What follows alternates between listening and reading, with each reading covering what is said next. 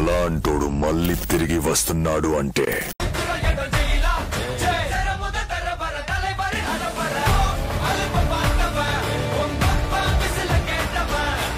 గుంటూరు మీకు అంత ఇంపార్టెన్స్ ఇవ్వలేదని మీకు వద్దని అనుకున్నారా?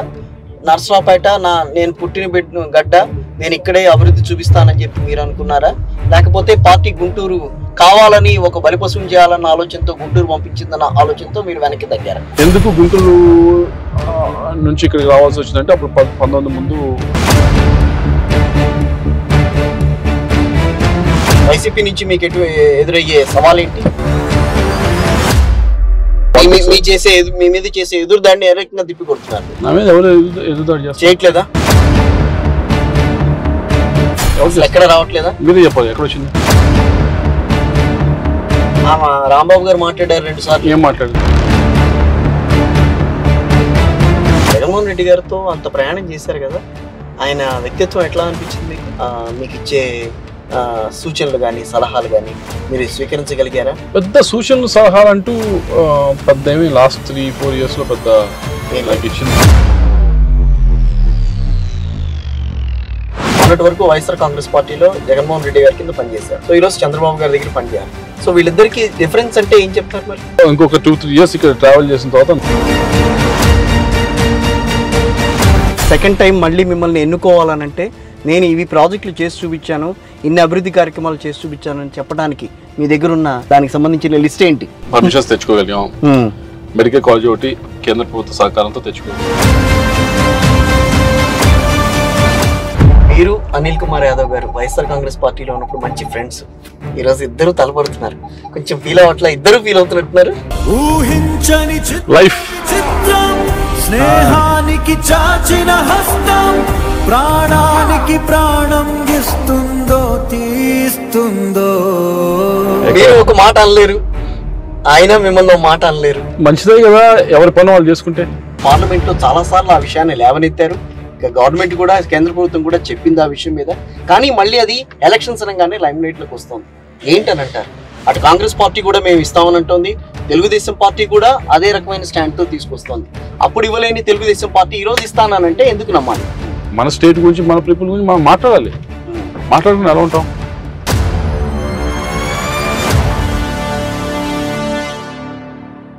నమస్తే, నేను మీ Kishore. Welcome to vibrant TV. ప్రస్తుతం నేను పల్నాడు గడ్డ మీద ఉన్నాను.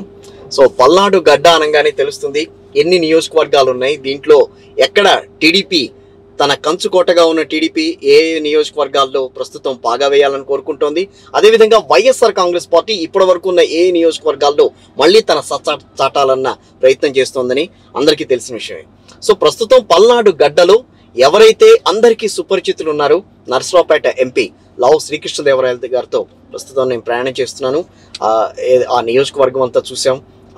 ఏదైతే ఆయన ఏ రకమైన ప్రచారం చేస్తున్నారు, ప్రజలు ఆయన్ని ఎంత దగ్గరగా చూస్తున్నారు, ఆయన కూడా ప్రజలతో ఏ రకంగా మమైకం అవుతున్నారు, ఇవన్నీ విషయాలు కూడా మేము గమనించాం. ఈ నేపథ్యంలోనే ఒక్కసారి ఆయనతో మాట్లాడదాం. ఏ రకంగా ఉంది ప్రచార శైలి, ఏ రకంగా ఉంది, తెలుగుదేశం పార్టీలోకి వచ్చిన తర్వాత మొదటిసారిగా నర్సరావుపేట ఎంపీగా ఆయన పోటీ చేస్తున్నారు కాబట్టి ఆయన ఎటువంటి మెంటల్ టెన్షన్స్ ఎదుర్కొంటున్నారు, ప్రెజర్ ఎదుర్కొంటున్నారు, అదేవిధంగా కార్యకర్తల నుంచి ఆయనకి ఎంతవరకు రెస్పాన్స్ కనిపిస్తోంది, ఇవన్నీ కూడా ఆయన మాటల్లో విందాం. శ్రీకృష్ణదేవరాయలు గారు, న్యాచురల్గా రాజకీయాల్లోకి వచ్చిన తర్వాత మనుషుల్లో మార్పులు వస్తాయి, వేషజాలకు పోతారు, తర్వాత కొంత నేను ఇది నన్నెవరు ఎదిరిచ్చేదన్న ఫీలింగ్ ఉంటాయి. సో ఇప్పుడు ఆ పరిస్థితులు ఈ రోజుల్లో రాజకీయాల్లో మనగలవని అంటారు అసలు? అంటే ఏ విధంగా? అంటే నేను అంత ప్రౌడ్ గా ఉండటానికి వీలుంటుందని అంటారా? సో ఫీలింగ్ ఆఫ్ ప్రౌడ్, నేను ఎంపీని, ఎవరో నన్ను కొట్టేది ఏంటి, నేనేంటో నేను చూపించుకుంటా. ఒకటి గుర్తుంచుకోండి, ఇదేదో పర్మనెంట్ జాబ్ కాదు. అవును, మేము ప్రతి 5 సంవత్సరాలకి ఎగ్జామినేషన్ రాయాల్సిందే. సో అది మైండ్ లో పెట్టుకొని మనం ప్రవర్తిస్తే బెటర్. అది మర్చిపోతే ప్రాబ్లమ్స్ వస్తాయి. 2011 నుంచి వైఎస్ఆర్ కాంగ్రెస్ పార్టీతో యాత్ర చేస్తూ వచ్చారు. సో 2024 రాగానే యాత్ర ఆ ట్రైన్ మార్చేశారు మీరు. కారణం మార్చవలసి వచ్చింది. మార్చారా? మార్చవలసి వచ్చిందా? మార్చవలసి వచ్చింది. ఎవరు దానికి ప్రేరేపితులు? ఇందులో చెప్పాను కదా. అవును చెప్పారు. అదే మీ అంతటి మీరుగా ఎక్కడా కూడా మీరు అనుకోలా? ఆలోచన రాలా మీలో? నేనైతే నర్సరావుపేట నాకు ఇమ్మని అడిగారు, మీరు ఇవ్వలేదు. గుంటూరు వెళ్ళి పోటీ చేయమన్నారు. ఆల్రెడీ మీకు కొన్ని రిపోర్ట్స్ ఉన్నాయి, గుంటూరులో నేను గెలవలేనన్న ఫీలింగ్ ఏదో ఉంది. గెలవటం పక్కన పెట్టండి. ఎందుకంటే 2019లో వచ్చినప్పుడు కూడా నర్సరావుపేట, నేను అప్పుడు గుంటూరు ఉండేవాడిని, నర్సరావుపేట ఉన్నమంటే రావడం జరిగింది. ఆ రోజు కూడా గెలిపోవటం కంటే నేను ఛాలెంజ్ తీసుకొని ముందుకు వచ్చాను. గుంటూరు కూడా ఛాలెంజ్ తీసుకోవడానికి వెళ్ళడానికి నా ప్రాబ్లం లేదు. కానీ దాంట్లో ఒకటే ప్రాబ్లం ఏంటంటే అక్కడ ఉన్నది క్యాపిటల్ ఇష్యూ గురించి సంబంధించిన వాదన ఏదైతే ఉందో నాకు పార్టీ వైపు నుంచి గట్టి వాదన నాకు ఇవ్వలేదు. ఆర్గ్యుమెంట్ ఇవ్వనప్పుడు ఏమని వెళ్ళి హాఫ్ హార్టెడ్ ఏం చేస్తాం మనం? What will I talk? What will I campaign? 4-5 సార్లు మీరు వెళ్ళి అమరావతి రైతులతో చాలా చక్కగా మాట్లాడారు. వాళ్ళంతా కూడా మంచి రియాక్షన్స్ వచ్చినాయి మీకు అక్కడి నుంచి. మీరు అది అధిష్టానానికి తెలియజేశారు కదా, ఆల్మోస్ట్ అందరికి చెప్పారు. మీరు ఓన్లీ 1% వెళ్ళింది, ఒక్కడే వెళ్ళటం జరిగింది. వెళ్ళాము, వాళ్ళు వెల్కమ్ చేసుకున్నారు. కానీ యాక్చువల్లీ ఆ రోజు వెళ్ళినప్పుడు ముఖ్యంగా వాళ్ళకి చెప్పింది ఏంటంటే, అయ్యా మీరు భాష మార్చండి రైతులకి. రైతులు అంటే అక్కడ రిజిస్ట్రేషన్ చేసే వాళ్ళకి ఇలా ముఖ్యమంత్రి కానీ మంత్రులు కానీ ఇలా తిట్టడం అనేది కరెక్ట్ కాదు. సరే వాళ్ళ వైపు నుంచి కూడా మారుస్తారు అవుతుంది, కానీ మీ వైపు నుంచి మార్చి దాన్ని విన్నారు. వాళ్ళ తర్వాత దాని రిజిస్ట్రేషన్ వేరేగా తీసుకెళ్లారు, చాలా సాఫ్ట్ గా తీసుకెళ్లారు. Soft in the sense language soft అయిపోతుంది. అప్పటిదాకా చాలా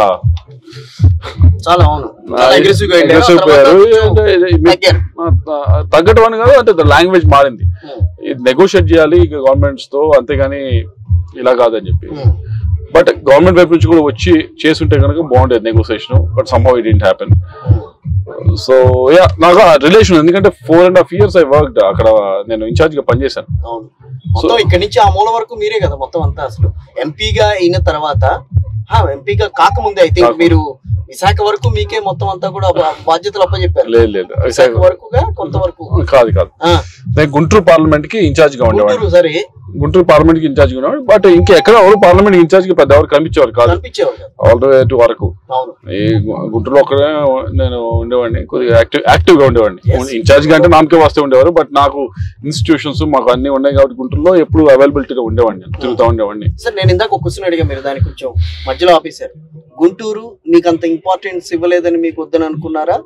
నర్సరావుపేట నేను పుట్టిన గడ్డ, నేను ఇక్కడే అభివృద్ధి చూపిస్తానని చెప్పి మీరు అనుకున్నారా?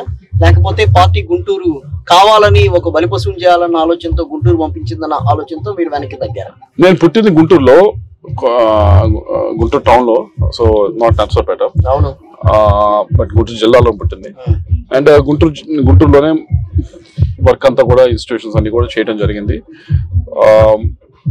ఎందుకు గుంటూరు నుంచి ఇక్కడికి రావాల్సి వచ్చిందంటే, అప్పుడు 19 ముందు పార్టీ అడగటం జరిగింది, ఇక్కడ కొద్దిగా అవసరం అని చెప్పి. సో ఇక్కడ ఛాలెంజ్ కేమ్ హియర్. కానీ ఇప్పుడు మళ్ళీ ఛాలెంజ్ తీసుకుని అక్కడికి వెళ్ళటానికి మెయిన్ రీజన్ వెళ్ళకపోవడానికి కారణం ఏంటంటే, నాకు మొదటిది ఇక్కడ బాండింగ్ ఉంది, ఇక్కడ పని చేసాము, ఇదంతా ఉంది. దాంతో పాటు రెండోది ఏంటంటే, అక్కడ వాదన ఏం లేదు. మనకి క్యాపిటల్ ఇష్యూ మీద మాట్లాడేదానికి వాదన లేదు.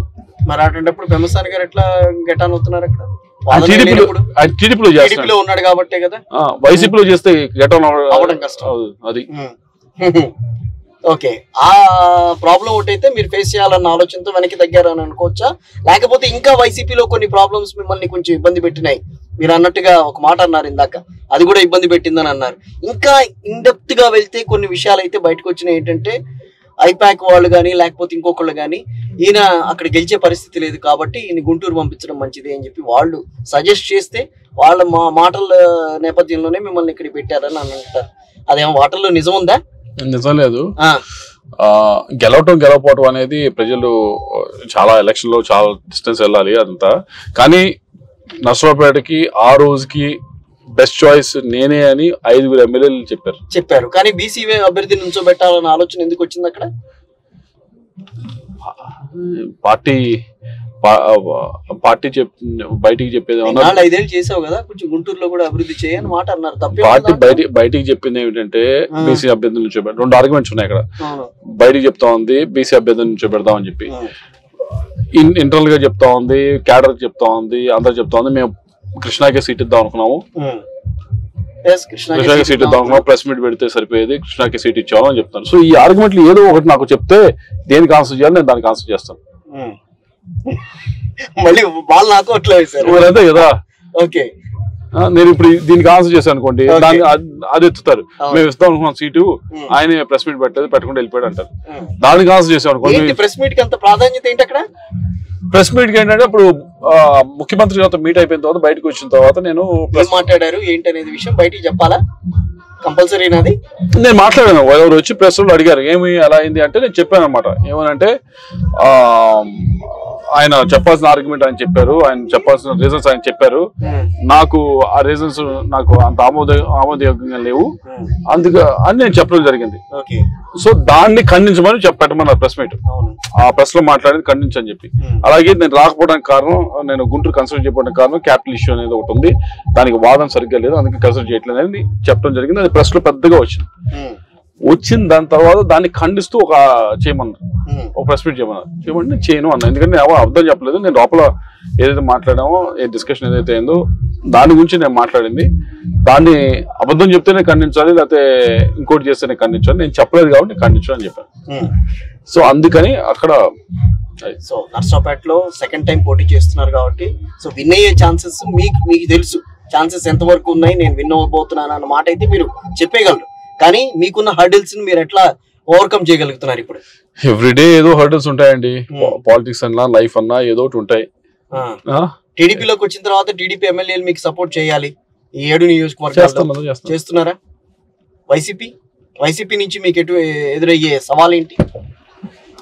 మీరు టీడీపీలోకి వచ్చిన తర్వాత ఆబ్వియస్లీ వాళ్ళ క్యాంపెయిన్, వాళ్ళు చేసే మీ మీద చేసే ఎదురుదాడిని ఏ రకంగా తిప్పి కొడుతున్నారు? నా మీద ఎవరు ఎదురుదాడి చేయట్లేదా? ఎక్కడ రావట్లేదా? మీరే చెప్పాలి ఎక్కడ వచ్చింది? రాంబాబు గారు మాట్లాడారు 2 సార్లు. ఏం మాట్లాడారు? విశ్వాసఘాతకుడని ఒక పెద్ద పదం వాడేశాడు. ఆయన అలా వాడకూడదు అని చాలా మంది అన్నారు. ఎందుకంటే ఆయన కిందనే నడిచే 5 ఏళ్ల పాటు ఉన్నట్టుండి విశ్వాసఘాతకుడు అన్న పదం మాట్లాడడం. రాంబాబు గారు పార్టీ స్క్రిప్ట్ వస్తే స్క్రిప్ట్ చదువుతారు. ఆఫ్ కోర్స్ అది సో మీరు మాత్రం స్పెషల్ గా ఏమైనా చదువుతారా? చదవరుగా స్క్రిప్ట్ ఇవ్వరా మీకు? నాకు అసలు ఎవరు పార్టీలో ఎవరికి ఏ స్క్రిప్ట్ రాకుండానే మీ ఆలోచనలను పెడుతున్నారా ఏంటి? 100% నాకు ఎప్పుడు పార్టీ నుంచి ఎప్పుడు ఏ స్క్రిప్ట్ తీసుకొని చదువు అని చెప్పి రాలా నాకు. ఓకే, అంటే ప్రెస్ కాన్ఫరెన్స్ లో పెద్ద ఎక్కువ పెట్టింది లేదు, మాట్లాడింది లేదు. బట్ మాట్లాడినప్పుడు మాత్రం నాకు ఏమి లైన్ తీసుకోమని చెప్పలేదు. ఎందుకని? ఆయన స్పోక్స్ పర్సన్ కదా, అవును, అందుకని ఆయన స్క్రిప్ట్ వస్తుంది. నేను స్పోక్స్ పర్సన్ కాదు కదా, పార్టీ స్పోక్స్ పర్సన్ కాదు కాబట్టి నాకు రాదు. కరెక్ట్. ఆయనతో వదిలేసేస్తే మరి అక్కడ వినుకొండ ఏమైంది? బ్రహ్మనాయుడు గారు ఆయన మాట్లాడారు. ఏం మాట్లాడారు? ఆయన కూడా మీ మీద ఎగిరిన మనిషి ఆయన కూడా ఏమని అన్నారు? ఇప్పుడు దాన్ని ఎందుకు కెమెరా ముందు మళ్ళీ చెప్పించుకోవడం ఎందుకు? మళ్ళీ ఆ మాట ఆయనకి మళ్ళీ మైలేజ్ తీసుకురావాల్సిన అవసరం లేదు కదా. ఆయన ఏమన్నా నా మీద ఈ అవినీతి, ఆయనకి మీకు మధ్యన ఏమన్నా కొంచెం ఉందా గ్యాప్? ఆయన ఏమన్నా నా మీద అవినీతి ఆరోపణలు చేశారా? లేదు కదా, చేయలేదు కదా. లేకపోతే నేను ఎవరిని ఇబ్బంది పెట్టాను ఆరోపణ చేశాడా? చేయలేదు కదా. లేకపోతే ఎవరైనా నా మీద అంటే ఒక గ్యాప్ ఆయన పాలిటిక్స్ ఆయన చేయాలి కదా. ఆయన పాలిటిక్స్ కాదండి. మీరు వైఎస్ఆర్ కాంగ్రెస్ పార్టీ ఎంపీ, ఆయన కూడా వైఎస్ఆర్ కాంగ్రెస్ పార్టీ ఎమ్మెల్యే. మరి ఎంపీ మీద ఎగరటం ఏంటి? పార్టీలో ఉన్నప్పుడు ఎగరలేదు. పార్టీలో ఉన్నప్పుడు ఎగరలేదు లేండి. అది ఆబ్వియస్లీ కొంచెం మీరు అట్లా బయటికి రాగానే మొదలెట్టారు అందరూ. అవును, ఆయన ఇన్సెక్యూరిటీ ఫీల్ అయ్యాడు. ఆయన నా మీద ఫైట్ చేస్తే చాలా పెద్ద ఇది అవుతుందని చెప్పి పెరుగుతుందని అనుకున్నాడేమో. ఎవరు రాజకీయం వాళ్ళు చేస్తారు, కానీ చేసేటప్పుడు ఆ భాష అది కూడా కొద్దిగా కంట్రోల్లో పెట్టుకొని మాట్లాడితే, అంటే హుందాగా మాట్లాడితే బెటర్.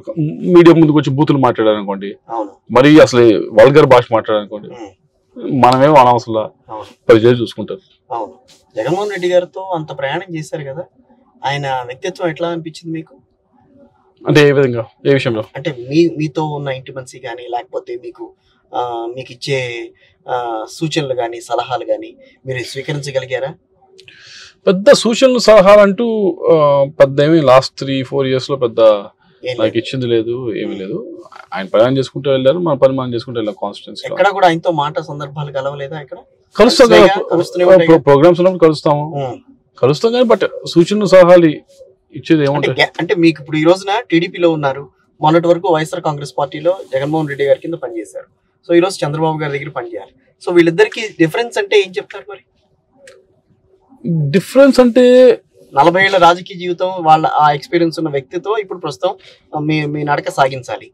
సో మొన్నటి వరకు అప్పుడు పార్టీ పెట్టినప్పుడు ఆ పార్టీ పెట్టిన రోజు నుంచి మీరు దాంట్లో ఉన్నారు. ఒక అటు ఇటుగా ఒక 2-3 years తర్వాత మీరు పార్టీలోకి వచ్చి ఉంటారు. సో కాబట్టి మీ ప్రస్థానం ఆ రోజు స్టార్ట్ అయింది. సో అప్పటి నుంచి 10 ఏళ్ల పాటు ఆయనతో పాటు నేను ఇంకొక 2-3 years ఇక్కడ ట్రావెల్ చేసిన తర్వాత నన్ను అడగండి, నేను డిఫరెన్స్ ఏంటో చెప్తాను. ఈ రోజుకైతే చెప్పలేరా? ఎలా చెప్తాం, కరెక్ట్ కాదు కదా చెప్తే. How can I say that? Okay, multiple interactions అవ్వాలి, ఎంత అయిన తర్వాత కదా మనం చెప్పగలిగేది. అవును, I can't conclude too fast కదా. అవును, కరెక్ట్. మరి కానీ 5 ఏళ్ల పాటు నడిచినప్పుడు మీకు ఎక్కడన్నా మీరు డిఫరెన్స్ అడిగారు కదా, అదే difference. I can't differentiate. Right, 5 ఏళ్ల పాటు నడిచారు కాబట్టి ఆయనలో మీరు క్వాలిటీస్ ఏం చెప్పగలరు? Very shrewd boss, very shrewd. అంటే విషయం చెప్తే చాలా ఫాస్ట్ గ్రాస్ చేస్తారు. దానికి తగ్గట్టుగానే రియాక్షన్ కూడా ఉంటుందా? సమ్ టైమ్స్ ఉంటుంది, సమ్ టైమ్స్ ఉండదు. ఓకే, నర్సాపేట నియోజకవర్గం ఈ 7 నియోజకవర్గాల్లో మొన్నటి వరకు 7 వైఎస్ఆర్ కాంగ్రెస్ పార్టీ చేతిలో ఉంది. ఈ రోజున మీరు టీడీపీలోకి వెళ్ళిన తర్వాత వైఎస్ఆర్ కాంగ్రెస్ పార్టీ ఆ 7 నియోజకవర్గాలు గెలుస్తుంది అనుకుంటున్నారా? టీడీపీనే గెలుస్తుందని భావిస్తున్నారా?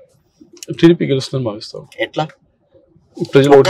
ఒక్కసారిగా అంత మార్పు ఎట్లా వస్తుంది? 7 నియోజకవర్గాల్లో మార్పు ఎందుకు వస్తుంది? 5 సంవత్సరాలు కదా, ఒకసారి కదా, 5 సంవత్సరాల తర్వాత. అవును, 5 సంవత్సరాల తర్వాత మీరు మారారని చెప్పి వాళ్ళు కూడా మారతారని, అక్కడ కూడా మారాలన్న ఆలోచన ఎందుకు వచ్చింది మీకు? నేను అది అనలేదే. అట్లా 7 నియోజకవర్గాలు గెలుస్తారని అన్నారు కదా, అందుకని అంటున్నారు. అంటే ప్రజల్లో మార్పు ఉంది, యాంటీ ఇన్కంబెన్సీ ఉంది. రెండోది అది గమనించే మీరు టీడీపీలోకి వచ్చారా? అది గమనించి అయితే రాదు. మీరు చూసారు కదా, మీడియాలో చూసారు, మీరే చూసారు, నాకంటే ఇంకా విశ్లేషణ గట్టిగా చేశారు సీక్వెన్స్ ఆఫ్ ఈవెంట్స్. సో మీరే డిసైడ్ చేయండి. మీతో పాటు చాలా మంది వచ్చారు, నాతో పాటు చాలా మంది వచ్చారు కదా. అంటే నాతో జరిగింది సీక్వెన్స్ ఆఫ్ ఈవెంట్స్ మీరు చూడండి, చూసిన తర్వాత మీరు డిసైడ్ చేయండి. సీక్వెన్స్ ఆఫ్ ఈవెంట్స్ లో కొన్ని మీ తప్పులు ఉండొచ్చు, వాళ్ళ తప్పులు ఉండొచ్చు. దాన్ని ఒకళ్ళ తప్పు ఏం మనం చెప్పలేంగా. తప్పులు ఉండొచ్చు, కానీ సీక్వెన్స్ ఆఫ్ ఈవెంట్స్ నేను చూడమంటుంది. ఎందుకంటే వెదర్ యాంటీ ఇన్కంబెన్సీ ఉందని గమనించి బయటకు వచ్చావా, లేకపోతే అక్కడి నుంచి సస్టైన్ కాలేనన్న, అక్కడి నుంచి సీట్ ఇవ్వట్లేదు, సీటు దగ్గర ఒక డిసగ్రిమెంట్ మీద మనం బయటకు వచ్చావా అనేది మీరు చూసి చెప్పండి. మీరు అనిల్ కుమార్ యాదవ్ గారు వైఎస్ఆర్ కాంగ్రెస్ పార్టీలో ఉన్నప్పుడు మంచి ఫ్రెండ్స్, ఈరోజు ఇద్దరు తలపడుతున్నారు. కొంచెం ఫీల్ అవ్వట్లా? ఇద్దరు ఫీల్ అవుతున్నట్టున్నారు. లైఫ్ అలా తీసుకొచ్చిందా? అంతే కదా. మీరు ఒక మాట అనలేరు, ఆయన మిమ్మల్ని ఒక మాట అనలేరు. మంచిదే కదా, ఎవరి పని వాళ్ళు చేసుకుంటే. కానీ ఇద్దరిలో ఒకరిదే గెలుపు. అన్ని ప్రయత్నాలు, నేను చేసే ప్రయత్నాలు నేను అన్ని చేస్తాను.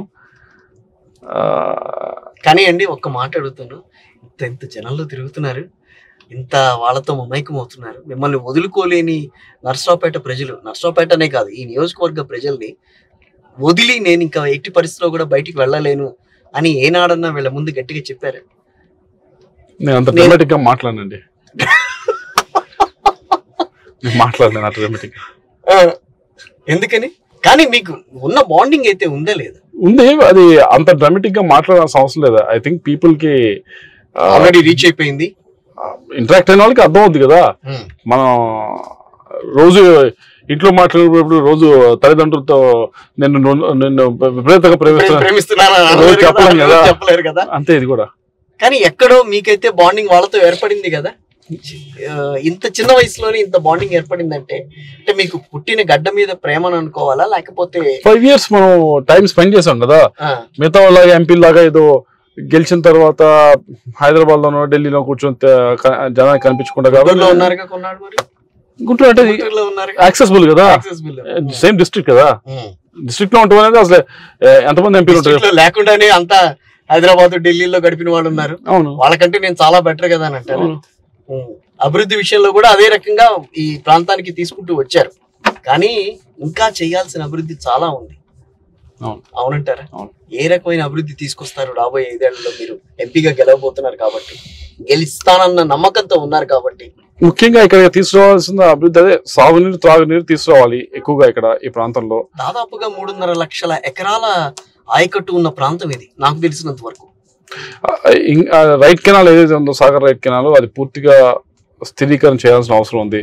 అదేదో పైన మహారాష్ట్రలో వర్షాలు వరదలు వస్తే తప్పించి మనకి నీరు వస్తాయి అనే మైండ్ సెట్ నుంచి అన్ని సంవత్సరాలు 2 పంటలకి నీరు అందించే విధంగా మనం ముందుకు పోవాలి. అది అవ్వాలి అంటే స్థిరీకరణ చేయాలంటే గోదావరి నీరు తీసుకొచ్చి రైట్ కెనాల్ కలిపితే కనుక తప్పకుండా స్థిరీకరణ.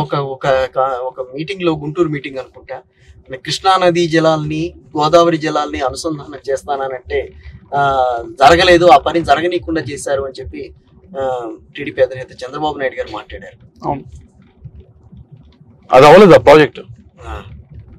గోదావరి జలాలు ఏదైతే వచ్చి కృష్ణా బ్యారేజ్ పట్టిసీమ ద్వారా వాటిని లిఫ్ట్ చేసి రైట్ కెనాల్ కలపాలి. దానికి 6,500 కోట్లతో ప్రాజెక్టు శాంక్షన్ అయింది 2018లో. దాని ఎక్విప్మెంట్ కూడా మీరు వెళ్ళేప్పుడు చూస్తే కనిపిస్తుంది, ఇదే దారిలో కనిపిస్తుంది. ఎక్విప్మెంట్, పైప్స్ అన్ని వచ్చున్నాయి, కానీ ఆ ప్రాజెక్ట్ ముందుకు వెళ్ళలేదు. ఎందుకు వెళ్ళలేదు అంటే సేమ్ థింగ్, ఆ కాంట్రాక్టర్స్ కి తప్పకుండా అడిగాం. ఎందుకు అడగలేదు? మాకు 2 సంవత్సరాల క్రితం మీటింగ్ పెట్టారు, ఏదైతే పోతిరెడ్డిపాడు హెడ్ రెగ్యులేటర్ గురించి పెట్టారు. ఆ రోజు శ్రీశైలం ఇలా తీసుకెళ్తాం రాయలసీమకి వాటర్ అది అని చెప్తే ఆ రోజు నేను అడిగాం, మీరు తీసుకెళ్లి తెలంగాణ తీసుకెళ్తే ఇక్కడ రైట్ కెనాల్ ఏమవ్వాలి, రైట్ కెనాల్ కింద రైతులు ఏమవ్వాలి, ఇబ్బంది పడతారు కదా అని ఆ రోజు అడగటం జరిగింది. ఇది స్థిరీకరణ చేయాలి కదా, స్థిరీకరణ చేయకుండా అవన్నీ ఎలా చేస్తామని చెప్పి అడగటం జరిగింది. రాయలసీమ వ్యవహారానికి సంబంధించి ఇచ్చిన ప్రాధాన్యత, పల్నాడు వ్యవహారానికి ఇచ్చిన ప్రాధాన్యత ఏంటని అంటారు? ఈ వైసీపీ గవర్నమెంట్ లో రాయలసీమకి ఎక్కువగా ఇచ్చారు తప్పించి పల్నాడు ఇటు పక్కన కృష్ణా, రాయలసీమకి ఎంత ఇచ్చారో నేను అంత స్టడీ చేయలేదు, కానీ పల్నాడులో మాత్రం ఒక ఇరిగేషన్ ప్రాజెక్ట్ కూడా ముందుకు వెళ్ళలేదు. ఎందుకని? వెలిగొండ ప్రాజెక్ట్ తీసుకొస్తామని అన్నారు కదా, ప్రాజెక్ట్ సెకండ్ టర్నల్ కూడా స్టార్ట్ అయింది అని అంటున్నారు. దానివల్ల మీకు పెద్దగా దానివల్ల ఉపయోగం లేదు. సో ఇది ఇరిగేషన్ ప్రాజెక్ట్స్ అనేది ముందుకు వెళ్ళలేదు అసలు లాస్ట్ 5 years లో, ఏది కూడా ఇంక్లూడింగ్ పోలవరం కూడా ముందుకు వెళ్ళలేదని. అది మీకు సెట్ బ్యాక్ అవుతుందని ఎప్పుడన్నా భావించారా? మీ హయాంలో అది జరగలేదు, నేను తీసుకురాలేకపోయాను అన్న ఆలోచన ఎప్పుడన్నా? నాకు అది హిట్ అయ్యేది కాదు, ఎందుకంటే నేను అది ముందే ఆలోచించి నేను ఆ వరకుపూడి హెల్త్ పర్మిషన్స్ కోసం అని చెప్పి నేను చాలా విగరస్ గా ప్రయత్నించి తెచ్చుకోగలిగాం. సో ఇరిగేషన్ ప్రాజెక్ట్స్ కన్స్ట్రక్షన్ ముందుకు వెళ్ళిపోయి నా 5 సంవత్సరాల టైంలో పర్మిషన్స్ పరంగా ముందు తీసుకెళ్ళగలిగాం. ఓకే, నర్సరావుపేట ఎంపీగా మొన్నటి వరకు వైసీపీ అన్న విషయం ఇప్పుడు వదిలేసేసి టీడీపీ ఎంపీగా వచ్చిన తర్వాత అమరావతికి మీరు ఇచ్చే ప్రాధాన్యత మరింత పెరుగుతుందా, తగ్గుతుందా?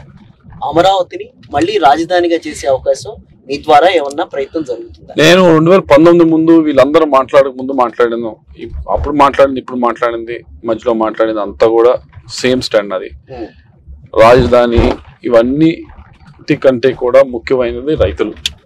ఒక 33,000 ఎకరాలు స్వచ్ఛందంగా రైతులు ముందుకు వచ్చేవడం అనేది భారతదేశంలో ఎక్కడా లేదు, జరగలేదు. ఈ 20 సంవత్సరాలు 30 సంవత్సరాలు జరగలేదు. అంత నమ్మకం గవర్నమెంట్ మీద పెట్టుకుని ముందుకు వచ్చినప్పుడు ఆ నమ్మకాన్ని ఉంచుకోవాల్సిన బాధ్యత ఏ ప్రభుత్వానిదైనా.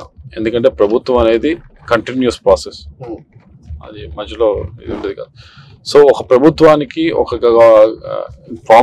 ప్రభుత్వం ప్రామిస్ చేసిన తర్వాత ప్రభుత్వమే వెనక్కి తగ్గితే, రేపు ఉదాహరణకి మళ్ళీ సార్ 3 రాజధానులే అని చెప్పారు కదా వైసీపీ మేనిఫెస్టో ఇచ్చింది. రేపు ఉదాహరణకి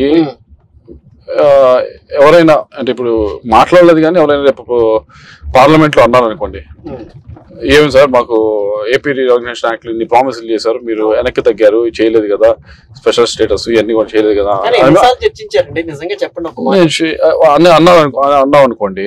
అంటే వాళ్ళు వెనక్కి రివర్స్ గా అవునయ్యా మేము ఇది ఇవ్వలేదని మీరు అంటున్నారు, మేము చేయలేదని అనుకుంటున్నారు, మరి మీరు రాజధాని రైతుల దగ్గర అన్ని 1,000 ఎకరాలు తీసుకొని మీరు వెనక్కి తగ్గారు కదా, ఏ విధంగా మీరు మమ్మల్ని క్వశ్చన్ చేయొచ్చు అని ఎవడైనా మమ్మల్ని అడిగా అనుకోండి, ఏంటి సమాధానం? కరెక్టే లేదు కదా, లేదు, దానికి ఆన్సర్ లేదు కదా. నువ్వు మనం ఇక్కడ మనకిచ్చిన ఇక్కడ ప్రభుత్వం ఇచ్చిన ప్రామిస్ జనాన్ని మనం తప్పి కేంద్ర ప్రభుత్వాన్ని మనం నిలదీయాలంటే ఎలా? అవును, కానీ కేంద్ర ప్రభుత్వం ఏమంటుంది, అది ముగిసిన అధ్యాయం, దాని గురించి ఇంక మాట్లాడకండి మాట్లాడుతుంది. ఏది రాజధాని వ్యవహారం కానీ, లేకపోతే రాజధాని కాదు, ఇది మన విభజన చట్టంలో హామీలు అమలు చేసే వ్యవహారం కానీ, ఇవన్నీ వాటి గురించి కూడా ఇప్పుడు మాట్లాడుతుంది. అదే ఇప్పటికీ అదే రకమైన స్టాండ్ తో బీజేపీ ఉంది. మరి అదే బీజేపీతో ఈ రోజు టీడీపీ దత్త కట్టింది. తెలంగాణ 2004లో రాజశేఖర రెడ్డి గారు గెలిచిన తర్వాత ముగిసిన అధ్యాయం అనే చాలా మంది మాట్లాడారు. 2009లో ఆయన మళ్ళీ గెలిచిన తర్వాత అసలు ముగిసిపోయింది ఈ అధ్యాయం ఇంకా లేదన్నారు. దాని టైం దానికి వస్తుంది, దాని అవసరం దానికి వస్తుంది. తప్పకుండా మనకి ఇవ్వాల్సిన అవసరం కేంద్ర ప్రభుత్వానికి వస్తుంది, ఆ రోజు ఇస్తుంది. ఏదైతే ఏపీ రీఆర్గనైజేషన్ యాక్ట్ లో పొందుపరిచారో అవన్నీ కూడా పూరించాల్సిన అవసరం కేంద్ర ప్రభుత్వానికి వస్తుంది. ఆ రోజు తప్పకుండా పార్లమెంట్ లో మీరు దాదాపుగా 85% ఆఫ్ అటెండెన్స్ తో ఉన్నారు. మీరు 81, 82 పొద్దున చెప్తాను. నేను చదివిన దాంట్లో మీరు, ఆ తర్వాత మా బొత్స ఝాన్సీ గారు, వీళ్ళంతా అందరూ కూడా 81 to 85 అప్పుడు ఆవిడ ఇది వరకు విజయనగరం సంబంధించి ఆవిడ ఉన్నప్పుడు అప్పుడు చాలా అంశాలు లేవనెత్తారు ఆవిడ కూడా. సో అందరివి చూస్తున్నప్పుడు మీది కూడా కనిపించింది. దాదాపు 81% పైనే ఉంది మీది కూడా. 256 క్వశ్చన్ల వరకు మీరు అడిగారు దాంట్లో. సో వీటిల్లో మీకు అలాంటి మాట్లాడుతున్నప్పుడు రాజధాని అంశం మీద మీరు లేవనెత్తిన దానికి ఆన్సర్ ఇచ్చింది ఏంటి? అసలు కేంద్రం నుంచి వచ్చిన ఆన్సర్ ఏంటి? రాజధాని మీద ఆన్సర్ అంటే మీరు 1-2 సార్లు రాజధాని అంశాన్ని ప్రస్తావించారు. వాళ్ళు క్లియర్ గా చెప్పారు కదా, అమరావతి రాజధాని అని మీరు చెప్పారు కదా. వాళ్ళు చెప్పలేదు అక్కడి నుంచి అమరావతి రాజధాని అని అంటే ఈ రోజు ప్రభుత్వం 3 రాజధానుల అంశం ఎందుకు బయటికి తీసుకొస్తుంది? రాజధాని అనే దానికి వాళ్ళ దగ్గర ఉన్నది, లిస్ట్ లో ఉన్నది అమరావతి అని ఉంది. వీళ్ళు పంపించింది స్టేట్ గవర్నమెంట్ నుంచి. దాన్ని ఇంకా 3 రాజధానుల మీద ఇంకా స్టేట్ నుంచి పైకి పంపించలేదు. స్టేట్ చేతిలో ఉన్నా కానీ అది కోర్టులో ఉంది. దాన్ని కోర్టు నుంచి తెచ్చుకున్న తర్వాత స్టేట్ నుంచి పంపిస్తేనే అప్పుడు అది రాటిఫై చేస్తారు. అప్పటిదాకా వాళ్ళ బుక్స్ లో ఉంది, అదే ఉంది అది. సో దాన్ని మార్చి చేయడానికి, ఆన్సర్ చేయడానికి ఎవరికి ఆస్కారం లేదు. అన్లెస్ ఇక్కడ నుంచి స్టేట్ నుంచి మేము 3 చేస్తాము, ప్రజలందరూ ఆమోదం ఉంది, అసెంబ్లీ ఆమోదం ఉంది. అది ఓన్లీ ఎన్నికల స్టంటేనా? నిజంగా ఆ రకమైన ఆలోచన వైసీపీలో ఉందా? 3 రాజధానుల అంశం నిజంగా దాన్ని తీసుకొస్తే మీరు ఉన్నారుగా మొన్నటి వరకు, అందుకని అడుగుతున్నా. లేదు, వాళ్ళు చేద్దామనే ఉన్నారు. 3 రాజధానులు చేద్దామనే ఉన్నారని నా భావన. దానివల్ల వచ్చే ఉపయోగం ఏంటని అనుకున్నారు? చెప్పారు కదా, దానివల్ల వచ్చే ఉపయోగం డిస్ట్రిబ్యూషన్ ఆఫ్ డెవలప్మెంట్ అని చెప్పారు. చంద్రబాబు నాయుడు గారు కూడా మేనిఫెస్టోలో చెప్పారు కదా, కర్నూలు కర్నూలుని న్యాయ రాజధాని కింద అంటే ఒక బెంచ్ ఒకటి ఏర్పాటు చేస్తాము, అమరావతి మాత్రమే ఇక్కడ రాజధాని చెప్పారు ఆయన. నేను మళ్ళీ చెప్తున్నాను, మీరు కన్ఫ్యూజ్ అవ్వకండి. నేను మీకు చెప్తున్నాను, నేను ఆలోచిస్తా ఉంది రాజధాని ఇదే కాదు. నేను ఆలోచిస్తుంది, నేను ఆలోచించేది 33,000 ఎకరాల ల్యాండ్ రైతులు స్వచ్ఛందంగా ఇచ్చిన తర్వాత వారికి మనం ఏదైతే అగ్రిమెంట్ చేసామో ఆ అగ్రిమెంట్ ని ఫుల్ఫిల్ చేయాలి. గవర్నమెంట్ అనేది ఫుల్ఫిల్ చేయాలి. నువ్వు ఫుల్ఫిల్ చేయని రోజు, ఆ అగ్రిమెంట్ ఫుల్ఫిల్ చేయని రోజు రాజధాని కడతావా, ఇంకోటి కడతావా, ఇంకో బిల్డింగ్ కడతావా, తర్వాత నువ్వు రోడ్స్ వేసి నువ్వు ఏదైతే అగ్రిమెంట్ చేసావో ఆ అగ్రిమెంట్ ని you have to in toto fulfil చేయాలి. చేస్తే అప్పుడే నీ స్టేట్ గవర్నమెంట్ కి క్రెడిబిలిటీ అనేది ఉంటుంది. అది లేకుండా కేంద్రాన్ని వెళ్ళి ఇది రీఆర్గనైజేషన్ యాక్ట్ అది పెట్టేది ఫుల్ఫిల్ చేయలేదు మనం అడగటం, ఇక్కడ మనం ఫుల్ఫిల్ చేయకుండా అక్కడ ఫుల్ఫిల్ చేయలేదని అడగటం అనేది. టీడీపీ గవర్నమెంట్ వస్తే ఇప్పుడు మరుగున పడిపోయిన మొత్తం ఆ రాజధాని వ్యవహారాన్ని మళ్ళీ పైకి తీసుకొచ్చి మొత్తం నిజంగా రాజధానిని నిర్మించే అవకాశం ఉంటుందా అన్న? ఒకటి చెప్తా మీకు, ఆ సిటీని ఒక సిటీ అనేదాన్ని నేను 2019 ముందు కూడా చెప్పిన మాట మీరు రికార్డ్ చేసిన రికార్డ్ ఉంటుంది చూడండి. ఒక క్యాపిటల్, ఒక సిటీ కట్టడం అనేది 5 సంవత్సరాలు కట్టేది కాదు, 10 సంవత్సరాలు కట్టేది కాదు. కొన్ని అన్లెస్ నీకు ఏదో సౌదీ అరేబియా లాగా ఆయిల్ వెళ్తుంటే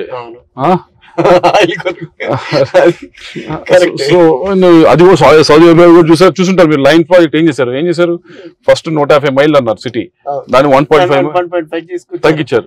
వాళ్ళకే చాలా కష్టమైంది అది నిర్మించడం. సో ఇప్పుడు హైటెక్ సిటీ ఉంది అనుకోండి, మన సైబరాబాద్ ఉంది. సైబరాబాద్ లో 1 part of it is built by government, first building, మిగతాదంతా ప్రైవేట్ పీపుల్ క్రౌడ్ అయ్యారు. కానీ ఆ రోజున కృష్ణ గారు వ్యతిరేకించారు.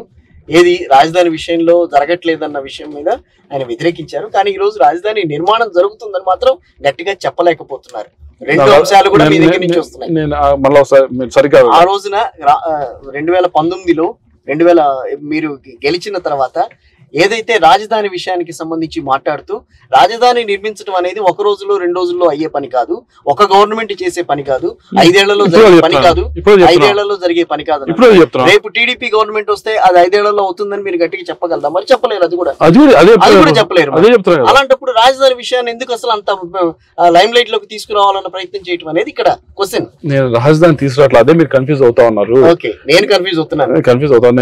ఈవెన్ నౌ ఐఎమ్ సేయింగ్, ఆ రోజు చెప్పింది రైతుల గురించి చెప్పాను, స్వచ్ఛందంగా ఇచ్చిన రైతుల గురించి. ఈ రోజు కూడా రైతుల గురించి మాట్లాడుతా ఉన్నాను. ఆ రోజు ప్రభుత్వం చేసుకున్న అగ్రిమెంట్ గురించి మాట్లాడుతా ఉన్నాను. ఈ రోజు ప్రభుత్వం రైతులతో చేసుకున్న అగ్రిమెంట్ గురించి రాష్ట్రానికి రాజధాని అమరావతి, దాన్ని పక్కన పెడతారా? అది బట్ నేను చెప్పేది as of now Telugu Desam party commitment అయితే అమరావతిలో రాజధాని పెట్టాలని. కానీ నేను చెప్పేది ఏంటంటే రాజధాని 5 సంవత్సరాలు కడతారా 10 సంవత్సరాలు కడతారా అనేది అయ్యేది, అది దాని తర్వాత. కానీ దానికంటే ముందు ఏదైతే స్టేట్ గవర్నమెంట్ ప్రామిస్ చేసిందో రైతులకి అది ఫుల్ఫిల్ చేయాలని నేను చెప్పేది. రైట్. ఒక ఎంపీ కాబట్టి రిలేటెడ్ క్వశ్చన్ ఇంకొకటి. స్టేట్ ప్రామిస్ చేసిన ఏంటి రైతులు చూసారు, చదివారా? చదివాను. దానిలో రాజధాని కడతాను ఫుల్ఫిల్ చేశారా? ఆ మాట చెప్పలేదు. వాళ్ళు చెప్పింది మేము రోడ్స్ వేసేస్తాం, ఏం చేసేస్తాం మొత్తం అంతా కూడా. బట్ యాజ్ ఇట్ ఈజ్ నేను చెప్పేది, నేను ఇప్పుడు స్పీచెస్ కూడా ఎక్కడైనా మాట్లాడిన చెప్పేది ఏంటంటే, ఒక సిటీ అలాంటి డెవలప్ చేస్తే, ఒక సిటీ 5 సంవత్సరాలు 10 సంవత్సరాలు 20-30 సంవత్సరాలు పడుతుంది, స్టార్ట్ డెవలప్ చేస్తే పరిశ్రమలు తీసుకొస్తే ఇక్కడ యువతకు ఉద్యోగాలు వస్తాయని నా స్టాండ్. ఒక యువతగా మీరు ఆలోచించేది అదే. ఇంకొక క్వశ్చన్, ప్రత్యేక హోదా అంశం ఇందాక మనం మాట్లాడాం, కానీ మీరు పార్లమెంట్ లో చాలా సార్లు ఆ విషయాన్ని లేవనెత్తారు. గవర్నమెంట్ కూడా, కేంద్ర ప్రభుత్వం కూడా చెప్పింది ఆ విషయం మీద. కానీ మళ్ళీ అది ఎలక్షన్స్ అనగానే లైమ్ లైట్ లోకి వస్తుంది. ఏంటని అంటారు? అటు కాంగ్రెస్ పార్టీ కూడా మేము ఇస్తామని అంటోంది, తెలుగుదేశం పార్టీ కూడా అదే రకమైన స్టాండ్ తో తీసుకొస్తోంది. అప్పుడు ఇవ్వలేని తెలుగుదేశం పార్టీ ఈ రోజు ఇస్తానంటే ఎందుకు నమ్మాలి? నేను ఇందాక చెప్పిన దానికి ఆన్సర్ అది. దీన్ని మనం ఫైట్ చేస్తూనే ఉండాలి. దానికి నా టైం దానికి వస్తుంది. ఇప్పుడు ఒక నేషనల్ ప్రస్తావించారు పార్లమెంట్ లో, 10 సార్లు పైన ప్రస్తావించారు. ఆన్సర్ ఏమొచ్చింది దానికి? 10 సార్లు పైన ప్రస్తావించడం వల్ల వాళ్ళు కూడా దాని గురించి 10 ఏళ్లుగా చేస్తున్న పోరాటం ఒక్కసారిగా మళ్ళీ 5 ఏళ్లలో జరిగిపోతుందని మనం ఎట్లా చెప్పగలం? తెలంగాణ 40 సంవత్సరాలు చేశారు. 10 ఏళ్ళు. ఇక్కడ మీరు అన్నది 40 ఏళ్ళు. తెలంగాణ 40 ఏళ్ళ పోరాటం. అవును, తెలంగాణ 40 ఏళ్ళు చేసి పోరాటం సాధించుకోలేండి. మనం 10 సంవత్సరాలు కలిసిపోవాలా? పట్టుదల ఉంది ఆ విషయంలో. తప్పకుండా ప్రత్యేక హోదా సాధిస్తానని చెప్తారు మీరైతే. ప్రత్యేక హోదా ఒకటే కాదండి, మీరు ఏపీ రిఆర్గనైజేషన్ యాక్ట్ లో చాలా ఉన్నాయి. విభజన చట్టంలో అన్ని సాధించాలంటున్నా. అన్ని సాధించాలి, కానీ అసలు విభజన చట్టాన్ని మాట్లాడడానికి వీల్లేదని అంటుంది బీజేపీ. లేదే మేము చాలా సార్లు మాట్లాడాం విభజన చట్టం మీద, ఇన్స్టిట్యూట్స్ గురించి మాట్లాడాం. ఇప్పటికీ తెలంగాణకి సంబంధించిన కొన్ని విభజన చట్టంలో ఉన్నవి ఇంకా మనం తెచ్చుకోవడానికి ఇంకా మనం వెనకాడుతున్నాం. అదే you have to keep on fighting, you have to keep on answering to the queries they raise. అంతేగాని వాళ్ళు మాట్లాడదంటే మనం మాట్లాడకుండా ఎలా ఉంటాం? రైట్. ఒకవేళ వాళ్ళు మాట్లాడొద్దన్నారు అనుకోండి, మన స్టేట్ గురించి మన పీపుల్ గురించి మనం మాట్లాడాలి. మాట్లాడకుండా ఎలా ఉంటాం? సో నియోజకవర్గాలకు వెళ్ళినప్పుడు ఈ అంశాలన్నీ కూడా మీరు మాట్లాడుతుంటారు అందరితో? ఏవి? నేను మాట్లాడిన అంశాలు కానీ, రాజధాని అంశం కానీ, విభజన చట్టానికి సంబంధించి లోకల్ గా మీరు ఏదైతే జాబ్ సెక్యూరిటీ ఇవ్వదలుచుకుంటున్నారు, పరిశ్రమ గురించి మాట్లాడుతూ ఉంటాను ప్రతిసారి. రియాక్షన్స్ కనిపిస్తున్నాయి. ఆబ్వియస్లీ జాబ్స్ అనేది బాగా ఇబ్బంది పడుతూ ఉన్నారు చాలా మంది, అందుకని పరిశ్రమల గురించి చాలా కనెక్ట్ అవుతున్నారు. జాబ్ క్యాలెండర్ అని ఇచ్చింది వైఎస్ఆర్ కాంగ్రెస్ పార్టీ, దానికి మీరు కూడా ఓకే చేశారు. జాబ్ క్యాలెండర్ ఒకటి, దాని తర్వాత ప్రైవేట్ జాబ్స్ కూడా, ఓన్లీ గవర్నమెంట్ జాబ్స్ కాదు, ప్రైవేట్ జాబ్స్ రావాలంటే పరిశ్రమలు రావాలి. పరిశ్రమలు రావాలంటే one thing they are asking is, ఎవరైనా బిగ్ ఇండస్ట్రీ రావాలంటే ఒక మంచి సిటీ లాంటిది ఏమైనా ఉంటే వస్తామని చెప్పి, మంచి ఫెసిలిటీస్ లాంటివి ఉంటే వస్తామని చెప్పి. సో అందుకని దాన్ని కనెక్ట్ అవుతున్నారు. ఏది పరిశ్రమలు ఆంధ్రాకి రావాలంటే తెలుగుదేశం పార్టీ అధికారంలోకి వస్తేనే పరిశ్రమలు ఆంధ్రాకి వస్తాయని, పరిశ్రమలు వస్తేనే వాళ్ళ పిల్లలు సెటిల్ అవుతారనేది ప్రతి గ్రామంలో కూడా చెప్తున్నారు. Last and final question, YSR Congress party చేసిన తప్పులు బురద కడుక్కోవాలి కాల్సిన పరిస్థితి ప్రస్తుతం వైఎస్ఆర్ కాంగ్రెస్ పార్టీలో ఉంది. సో అవన్నీ ఎందుకు మనం కడుక్కోవాలి, పార్టీ మారిపోతే సరిపోతుంది, ఇవన్నీ పక్కకి వెళ్ళిపోతాయి అన్న ఆలోచన శ్రీకృష్ణదేవరాయలు గారిది. అలా ఏం ఉండదండి, ఎవరి బురద వాళ్ళే కడుక్కోవాలి. నా మీద బురద ఉంటే నేను కడుక్కోవాలి, వాళ్ళ మీద బురద ఉంటే వాళ్ళు కడుక్కోవాలి. అంతేగాని వాళ్ళ మీద బురదనే నాకు అంటించేదానికి అలాని కాదు. పార్టీ బురద నేను చెప్పేది, పార్టీ బురదే నాకు. I don't, I'm beyond that. You are beyond that. ఎలా? నేను చెప్పాను కదా బియాండ్ అంటే మీరు ఒకసారి you spend time with people, కుదిరితే స్పెండ్ చేయండి. లాస్ట్ 5 years లో కృష్ణదేవరాయలు ఏ విధంగా ఉన్నాడు అని చెప్పి, కొద్దిగా అతీతంగా ఉన్నాడా, బెటర్ గా బిహేవ్ చేశాడా, బెటర్ గా పని చేశాడా, ఇవన్నీ కనుక్కుంటే తెలిసిపోద్ది కదా. ఎప్పుడు కూడా అనుకున్నట్లు ఇండివిజువల్ చూడరు అని మాత్రం అనుకోమాకండి. ఇండివిజువల్ చూస్తారు, వ్యక్తిత్వం ఉన్న వాళ్ళని చూస్తారు, పనిచేసే వాళ్ళని చూస్తారు, నిజాయితీగా ఉన్న వాళ్ళని చూస్తారు, వాళ్ళు చూస్తారు. మీరు అలా గాడిని కట్టేమాకండి. ఒకే గట్ట కట్టకండి అందరిని అంటారు. సంక్షేమానికి ఓటా మీకు పడేది, అభివృద్ధికి సంబంధించిన ఓటా మీకు వచ్చేది? 2 ఓట్లు వస్తాయి. 2 ఓట్లు ప్రజలు ఇప్పుడు కోరుకుంటా ఉంది. 2 డెలివరీ అవ్వాలని కోరుకుంటున్నారు. సంక్షేమం డెలివరీ అవ్వాలని కోరుకుంటున్నారు, అభివృద్ధి కూడా డెలివరీ అవ్వాలని కోరుకుంటున్నారు. ఎందుకంటే సంక్షేమం ఈ రోజు పనికి వస్తుంది, అభివృద్ధి అనేది నెక్స్ట్ తరాలకు పనికి వస్తుంది చాలా పీపుల్. కానీ గత టీడీపీ ప్రభుత్వంలో సంక్షేమం అనేది పట్టించుకోవాలా, అభివృద్ధి అనే విషయం కూడా పెద్దగా ముందుకెళ్ళలేదని చెప్పి 2019లో ఆ రకమైన మ్యాండేట్ ఇచ్చింది. బట్ ఈసారి వచ్చేసరికి సిచ్యువేషన్స్ మరి ఎట్లా ఉందని అంటారు? I don't think that's right argument. ఇది సంక్షేమం అనేది పట్టించుకోలేదు అనేది, డెలివరీ దాని మీద పట్టించుకోలేదు. డెలివరీ దాన్ని ఇంకొద్దిగా ఫైన్ ట్యూన్ చేస్తుంటే బాగుండేది. 14 to 19 సంక్షేమం ఎక్కడో లెక్కలు చెప్తా ఉన్నారు, ఇంతకంటే ఎక్కువ చేసామని. అవును, ఇంతకంటే ఎక్కువ అంటున్నారు. అవును, ఓన్లీ ప్రాబ్లం ఏంటంటే డెలివరీలో ఇంకా బెటర్ గా చేస్తుంటే బాగుండేదని ప్రతి ఒక్క డెలివరీ ఇన్ ద సెన్స్ అంటే ఎవరికైతే బెనిఫిషరీ ఉన్నాడో వాళ్ళకి అందజేయటం. జన్మభూమి కమిటీలు ఉన్నాయి, అప్పుడు కూడా కమిటీ ఉంది, జన్మభూమి కమిటీలు ఉన్నాయి. తర్వాత డ్వాక్రా సంఘాల ద్వారా కొంత అప్పుడు చేశారు. అక్కడే కొద్దిగా దాన్ని ఇంకా ఫైన్ ట్యూన్ చేయాల్సిన అవసరం ఉంది. అక్కడే కొన్ని గ్రామాల్లో కానీ కొన్ని చోట్ల కానీ వాటి దగ్గర డిఫరెన్స్ ఏదో వచ్చింది అనేది, దాన్ని ఫైన్ ట్యూన్ చేసి ముందుకు వెళ్లాల్సిన అవసరం ఆ టైంలో ఉంది. అది చేయలేదు. కానీ తప్పకుండా 2024 ఎలక్షన్ అయిన తర్వాత అధికారంలోకి వచ్చిన తర్వాత దాన్ని ఫైన్ ట్యూన్ చేసి డెలివరీ మెకానిజం ఇంకా మంచిగా చేసి వెల్ఫేర్ ని మరింతగా ప్రజల్లోకి తీసుకెళ్లే కార్యక్రమం చేయటం, దాంతో పాటుగా అభివృద్ధి కార్యక్రమాలు కూడా, అభివృద్ధి జిల్లాకి ప్రతి నియోజకవర్గంలో కూడా చాలా ప్రాజెక్టులు ఆగిపోయి ఉన్నాయి, చాలా ఇరిగేషన్ ప్రాజెక్ట్స్ ఆగిపోయి ఉన్నాయి. వీటన్నిటిని కూడా పూర్తి చేయాల్సిన బాధ్యత ప్రభుత్వం పైన ఉంది. తప్పకుండా 24లో అధికారంలోకి వచ్చిన తర్వాత మా జిల్లాకు సంబంధించి ఇరిగేషన్ కి సంబంధించి మీరు ఏదైతే గట్టి ప్రయత్నాలు చేసుకుంటూ గత 5 ఏళ్లుగా దానికి సంబంధించి డిపిఆర్స్ ఇవ్వటం ఇవన్నీ చేసుకుంటూ వస్తున్నారు, ఆ ప్రాజెక్ట్ పూర్తవుతుందా ఈ టైంలో ఉన్న? తప్పకుండా పూర్తవుతుంది. దాదాపు 1.5 lakhs అనుకుంటా ఏకర్స్ కి సంబంధించి 1.25 lakh వరకిపూడి సెల్ ప్రాజెక్ట్. ఇదివరకు చాలా మంది వచ్చి టెంకాయలు కొట్టారు, శంకుస్థాపన చేశారు, కానీ ప్రాబ్లం ఏంటంటే దానికి పర్మిషన్స్ లేవు. Okay, central government forest area కాబట్టి, ఫారెస్ట్ ఏరియా అయితే ఒక రకం, అది టైగర్ రిజర్వ్ ఏరియా కాబట్టి చాలా కష్టం కాబట్టి పర్మిషన్స్ ఇవ్వలేదు చేయడానికి. ఇప్పుడు ఆ పర్మిషన్స్ అన్ని వచ్చినాయి. బీయింగ్ ఎడ్యుకేషనలిస్ట్ మీరు చాలా విషయాల్లో అన్నిటి మీద అవగాహనతో ముందుకెడతారు. సో పార్లమెంట్ లో కూడా చాలా జాగ్రత్తగా ఏ పాయింట్ టు పాయింట్ మాట్లాడుతూనే ఈ వర్కల్పూర్ ప్రాజెక్టు మీద మీరు ఇచ్చిన డిపిఆర్ కానీ లేకపోతే దానికి సంబంధించిన వ్యవహారం అంతా కూడా నడిపింది మీ చేతుల మీదుగానైనా, లేకపోతే రాష్ట్ర ప్రభుత్వం మీకు ఎక్కడైనా సహాయ సహకారాలు అందించిందా? ఆబ్వియస్లీ అందరు సహాయ సహకారాలు తీసుకుంటాం కదా, ఒకరి మీద ఏది కూడా జరగదు కదా. అది అలా అన్నానంటే నేను చాలా తప్పుగా మాట్లాడాను, మొత్తం నేను చేశాను అంటే మాత్రం ఎవరైతే రాష్ట్ర ప్రభుత్వ అధికారులు ఉన్నారు, రాష్ట్ర ప్రభుత్వంలో ఉన్న అధికారులు చాలా మంది, ఇరిగేషన్ వారు, ఫైనాన్స్ వాళ్ళు, వీళ్ళందరూ సహకరిస్తేనే అక్కడ దాకా వెళ్ళింది. కానీ వన్ థింగ్ ఏంటంటే ఆ పర్సూ చేసాం మనం. అవును, సో 5 years పాటు దాన్ని పర్సూ చేసుకుంటూనే వచ్చారు. దాన్ని పట్టాలెక్కించడం మాత్రం అంటే దాన్ని కన్స్ట్రక్ట్ చేయడం మాత్రం కుదరలా, దాన్ని ఫుల్ ఫ్లెడ్జెడ్ గా పర్మిషన్స్ వచ్చినాయి, 7 months బ్యాక్ వచ్చినాయి. సో దానికి కాంట్రాక్టర్ అంతా కూడా ఐడెంటిఫై చేశారు, టెండర్ అయిపోయింది, అంతా అయిపోయింది. ఓన్లీ ప్రాబ్లం ఏంటంటే ఆ కాంట్రాక్టర్ కొద్ది కాన్ఫిడెన్స్ ఇవ్వాలి. మేము ప్రాజెక్ట్ చెయ్యి, ఆ బిల్స్ ఏదైతే ఉన్నా మీకు మీ చేతికి వెంటనే రిలీజ్ చేస్తామని కాన్ఫిడెన్స్ ఇస్తే తప్పకుండా ముందుకెళ్తాం. అది మీ ప్రతిష్టకి సంబంధించిన అంశం కదా, అది కొంచెం ఆ ప్రాజెక్ట్ ని ప్రతిష్ట వాటి గురించి పెద్దగా ఆలోచించరా? ప్రతిష్ట ఇవన్నీ కాదు, కానీ మనకి ఏమంటారు అంటే దాన్ని ఎగ్జాక్ట్ వర్డ్ ఏంటంటే రెస్పాన్సిబిలిటీ. రెస్పాన్సిబిలిటీ అది మనకు 5 సంవత్సరాల టైం ఇచ్చినప్పుడు 5 సంవత్సరాల టైంని మనం ఎలా యూజ్ చేసామనే దానికి ఒక మార్క్ అది.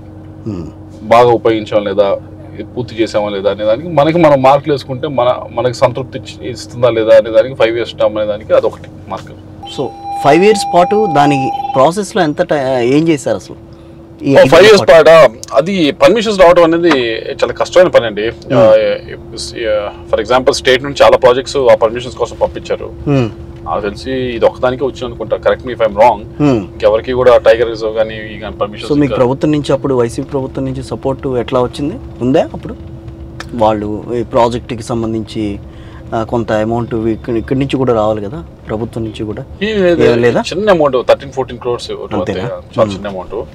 సో అదేమే అంటే అంత తక్కువ ప్రాజెక్టు ఇంత ఎక్కువ ఎకరాలకి నీళ్లు ఇస్తుందని అన్నప్పుడు గత ప్రభుత్వం ఎందుకు చేయాలా, ఆ గత ప్రభుత్వాలు అసలు ఎందుకు పట్టించుకోలే ఈ విషయం మీద? లేదు, ఇప్పటిదాకా దానికి 2-3 సార్లు శంకుస్థాపన అయింది, అవ్వకుండా అయితే లేదు. శంకుస్థాపన చేశారు కానీ ప్రాబ్లం ఏంటంటే దాన్ని ముందుకు తీసుకెళ్ళడానికి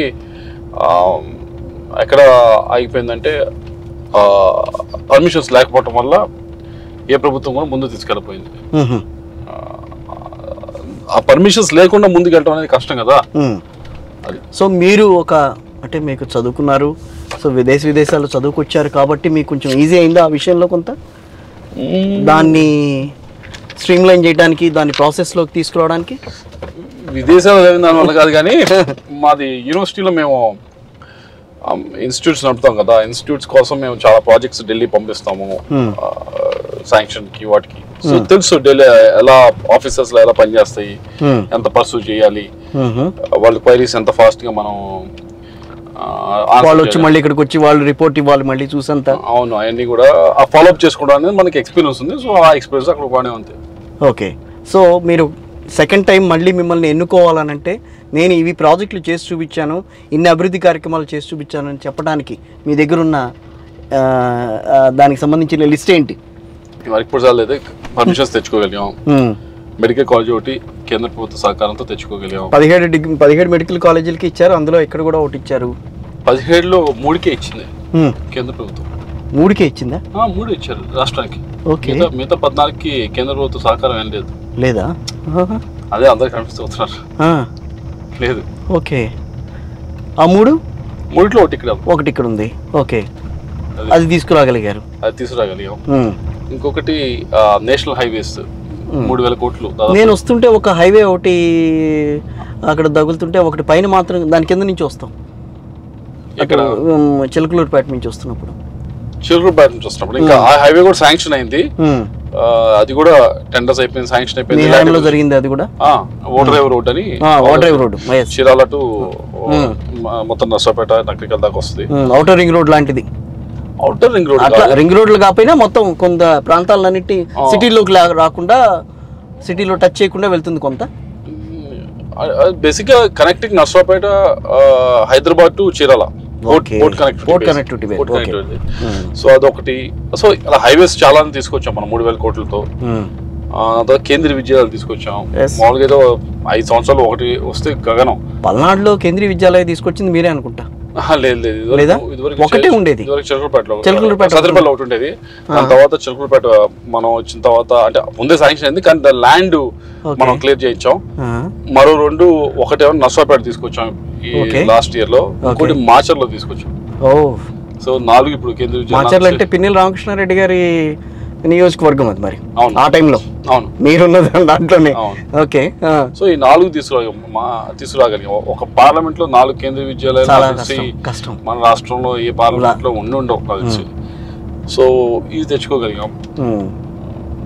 సో ఇవన్నీ కూడా లాస్ట్ 5 years లో మనం చేయగలిగాం. దీంతో పాటుగా మనం ఇండో ఇజ్రాయెల్ ప్రాజెక్ట్ ఒకటి తెచ్చుకోగలిగాం, ఏదైతే తక్కువ ఇన్పుట్స్ తో ఎక్కువ పెట్టుబడి వచ్చే విధంగా, తక్కువ పెట్టుబడి ఎక్కువ ఆదాయం వచ్చే విధంగా చేసి చూపించే విధానాన్ని మనం ఇక్కడ ఎస్టాబ్లిష్ చేయబోతున్నాం ఇజ్రాయెల్ గవర్నమెంట్ తో కలిసి. చదివాను విషయం. సో తర్వాత మనం 450 కిలోమీటర్ల డొంక రోడ్లు వేయగలిగాం వితౌట్ గవర్నమెంట్ సపోర్ట్. గవర్నమెంట్ దగ్గర రూపాయి కూడా తీసుకోకుండా. ఓకే, రైతులు మనం కలిసి వేయగలిగాం. కానీ రోడ్లు ఇంకా అట్లాగే ఉన్నట్టున్నాయి. డొంక రోడ్లు ఈ హైవేలు కాదు, కనెక్టింగ్ రోడ్స్. డొంక రోడ్స్ అంటే ఫామ్ కి పొలాలకి వెళ్ళే రోడ్స్. 450 కిలోమీటర్లు వేయగలిగాం లాస్ట్ 1 year లో. సో ఇలా చాలానే డెవలప్మెంట్ వర్క్స్ చేసుకోగలిగాం. ఇంత డెవలప్మెంట్ చేసినప్పుడు మిమ్మల్ని ఎట్లా వదులుకుందండి వైఎస్ఆర్ కాంగ్రెస్ పార్టీ? అది వాళ్ళ నిజమే కదా? వాళ్ళది కదా, నన్ను కింద నో మీరు కూడా అనాలి కదా, నేనేం తప్పు చేశాను, నాకు ఇది కాదు అది కాదు ఇది కాదు అన్నట్టుగా ఏదైనా నా దగ్గర అటు ఇటు ఎందుకు దోబూచులు ఆడుతున్నారన్న ఒక మాట అనలేకపోయారు మీరు? నేను అన్నాను నేను అది మొన్న మధ్య ఇంటర్వ్యూ కూడా అన్నాను.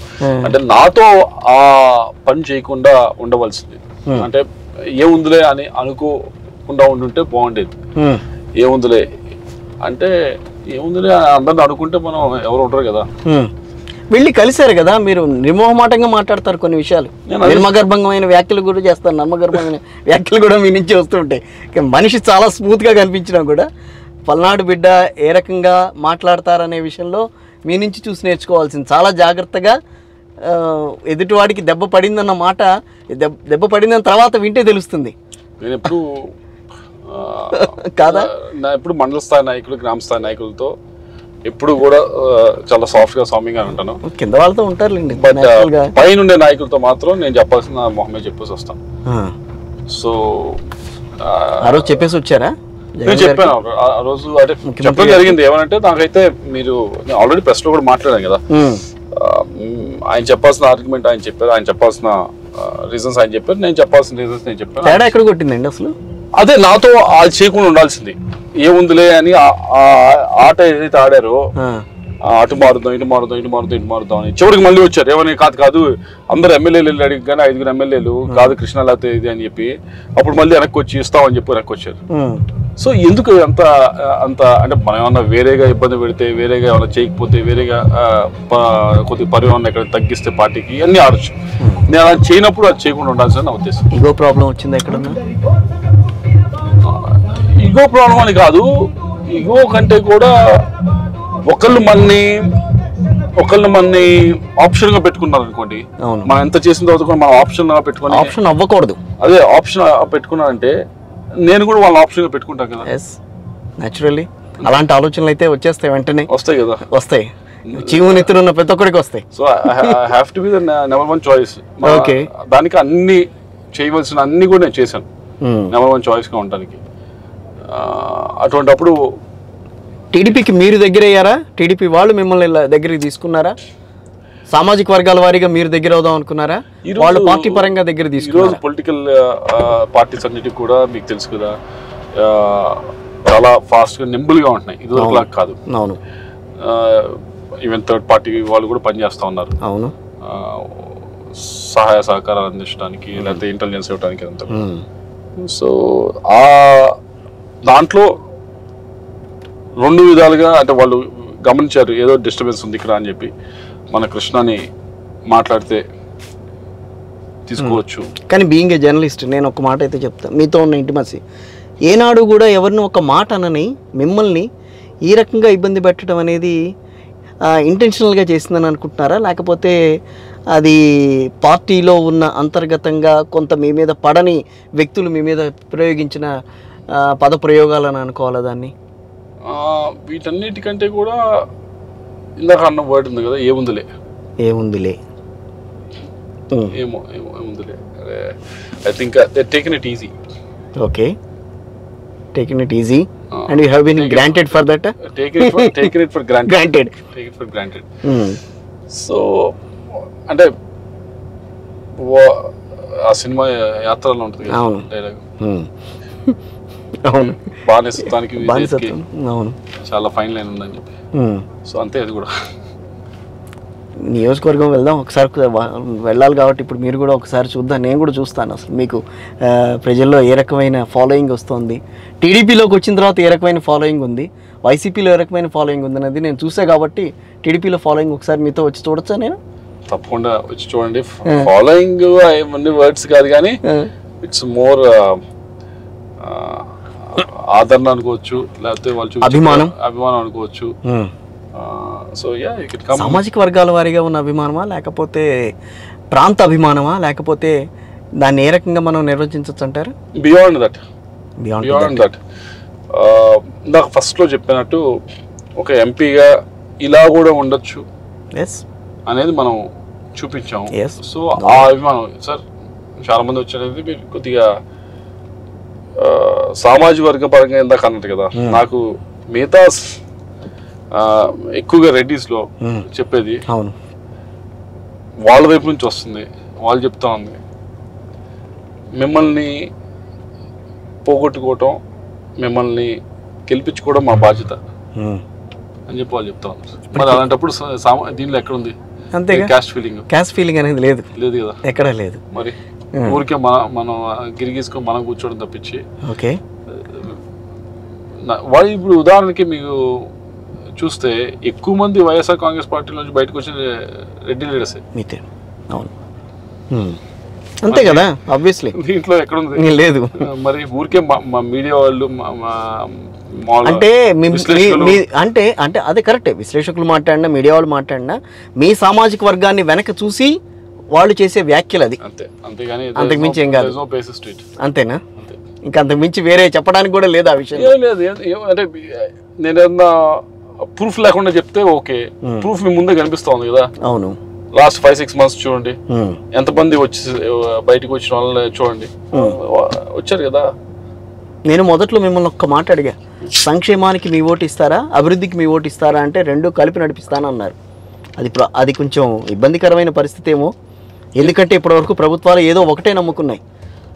ఆంధ్రప్రదేశ్ విభజన జరిగిన తర్వాత ఒకటి సంక్షేమం వైపు వెళ్ళింది, ఒకటి అభివృద్ధి వైపు వెళ్ళింది.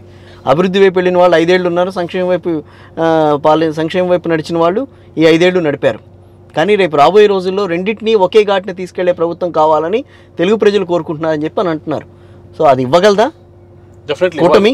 డెఫినెట్లీ ఇవ్వాలి. ఎందుకంటే ఇప్పుడు ప్రధానమంత్రి మోడీ గారు ఉన్నారు, రెండు కలిపే తీసుకెళ్తున్నారు కదా, సంక్షేమ అభివృద్ధి రెండు కలిపి తీసుకెళ్తున్నారు. ఓకే, ప్రధానమంత్రి గరీబ్ కళ్యాణ్ అన్న యోజన అని చెప్పిస్తా ఉన్నారు. 10 kgs రైస్ 20 kgs రైస్ ఇస్తున్నారు.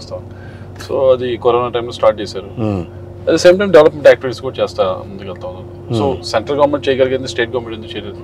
ఓకే, రెండింటిని బ్యాలెన్స్ చేసుకుంటా. So we should do it. Right.